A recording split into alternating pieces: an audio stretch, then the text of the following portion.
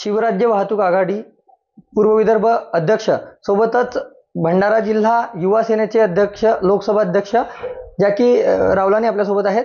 हो, काय सांगाल, आपण काल पक्षप्रवेश करून घेतला, शिवसेना सोडून आपण भाजपात पक्षप्रवेश केला, काय कारण नेमकं आहे? मागील 17 वर्षापासून मी शिवसेनेत कार्य करत आहे आणि आमदार नरेंद्र बोंडेकर हे माझे चांगले मित्रच होते, त्यांच्यामुळेच मी शिवसेनेत काम करत होतो।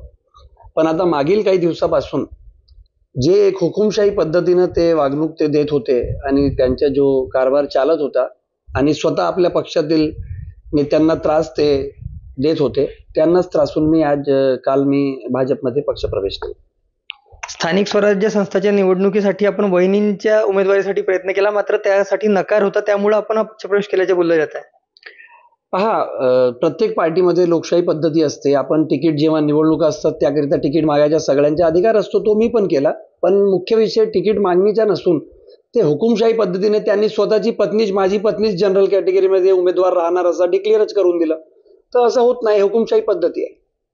आपलं काही भोंडेकरांशी मग यावर चर्चा किंवा वाद वगैरे झाला का?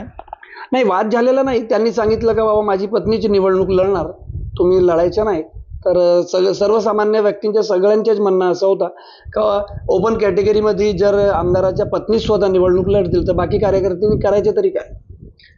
आता आपणल्या पक्षप्रवेशानंतर काही त्यांनी उमेदवारी देण्याचा शब्द दिला आहे का भाजपच्या वतीनं? मी भाजपची उमेदवारी म्हणजे मलाच पाहिजे म्हणून अशी काही मागणी केलेली नाही। भाजपमधून पक्षश्रेष्ठींनी मला हेच सांगितलं आहे का जो सर्वे येणार त्याप्रमाणे तुम्हाला ज्याच्याही सर्वेमध्ये नाव वरतं राहणार त्याला तिकीट देण्यात येणार।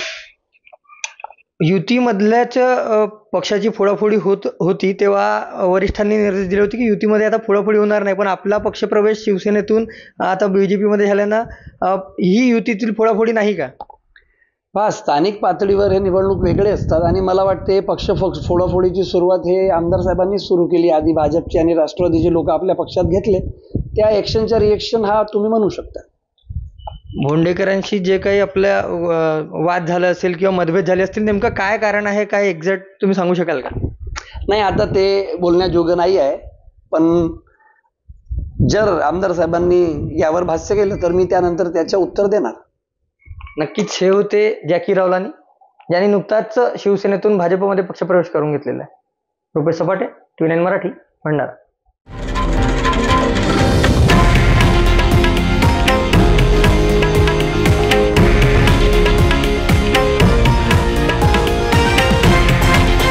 हे आहे देशातील नंबर 1 न्यूज नेटवर्क आणि आपण पाहत आहात TV9 मराठी, एकमेव।